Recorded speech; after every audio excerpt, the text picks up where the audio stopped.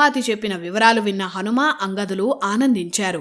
మహేంద్ర పర్వతానికి 100 యోజనాల దూరంలో లంక ఉంది.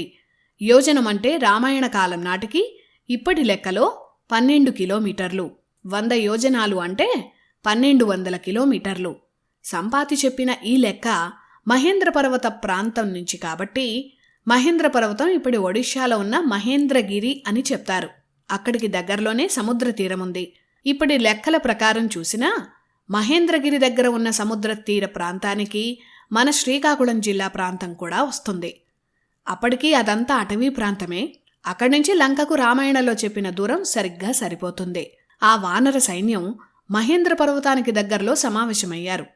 అక్కడి దగ్గరలో ఉన్న సముద్రం ఉవ్వెత్తున ఎగిసిపడుతోంది. చాలా శక్తివంతంగా అలలు ఎగిరి పడుతున్నాయి.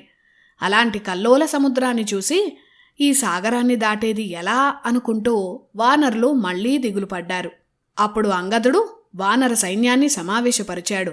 100 యోజనాలు ఎగిరి లంకకు వెళ్లే వీరుడు మనలో ఎవరున్నారని అడిగాడు. వానరుల్లో గజుడు నేను 10 యోజనాలు ఎగరగలనన్నాడు. గవాక్షుడు నేను 20 యోజనాలు ఎగరగలను అన్నాడు. శరభుడు 30 అన్నాడు. గంధమాదనుడు 50 యోజనాలు ఎగరగలనన్నాడు. మైందుడు, ద్వివిధుడు 70 నుంచి 80 యోజనాలు ఎగరగలము అన్నారు. తాను 90 యోజనాలు ఎగిరి వెళ్లగలిగేవాణ్ణని, ఇప్పుడు వృద్ధాప్యం వల్ల వెళ్లలేనని జాంబవంతుడు అన్నాడు.